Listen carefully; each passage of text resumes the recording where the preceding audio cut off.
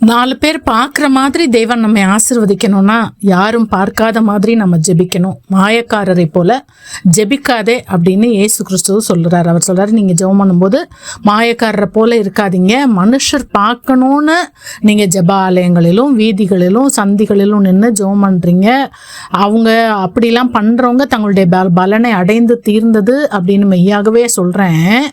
நீ உன் அறை வீட்டுக்குள் பிரவேசித்து உன் கதவை பூட்டி அந்தரங்கத்தில் உன் பிதாவை நோக்கி ஜெபம் பண்ணு. அப்பொழுது அந்தரங்கத்தில் பார்க்கிற உன் பிதா வெளியரங்கமாய் உனக்கு பலன் அளிப்பார். ஸோ ப்ரேயர் நம்ம சீக்ரெட்ல பண்ண வேண்டியது.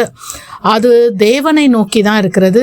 மனிதருடைய கைத்தட்டல்களுக்கும் பாராட்டுகளுக்காகவும் நம்ம ஜெபம் பண்றதில்ல. ஆண்டவரோடு உண்மையான உறவுக்காக, அவரிடத்துல நம்முடைய உள்ளத்தை சொல்வதற்காக நம்ம ஜெபிக்கிறோம். அன்னாள் அப்படி ரொம்ப அழகா ஒரு அந்தரங்க ஜெபம் பண்ணாங்க. குழந்தை இல்லை, அவங்க ஆலயத்துக்கு போறாங்க. வேதம் ரொம்ப அழகா சொல்லுது, அன்னாள் தன் இருதயத்திலே பேசினாள், அவளுடைய உதடுகள் மாத்திரம் அசைந்தது, அவள் சத்தமோ கேட்கப்படவில்லை. அங்க ஆசாரியர் கேட்கிறார், என்ன பண்ணிட்டு இருந்த, நீ என்ன வெறிச்சிருக்கியா?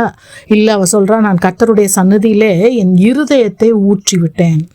என் இருதயத்தில் இருக்கிறது எல்லாத்தையும் தேவனிடத்துல ஊற்றுகிறதற்கு சத்தம் தேவையில்லை. அதுக்காக சத்தமாய் ஜெபம் பண்ணக்கூடாதுன்னு சொல்லலை, மனுஷர் பார்க்கிறதற்காக ஜெபிக்க கூடாது. அன்னாள் சொல்லுகிறா, நான் ரொம்ப மிகுதியான விசாரம், கிளேசம், கவலை, எனக்கு அவ்வளோ கவலை, பாரம், அதனால இந்நேரம் வரைக்கும் நான் விண்ணப்பம் பண்ணேன், அவருடைய உதடுகள் மாத்திரம் அசைந்தது என்று சொல்லி பார்க்கிறோம்.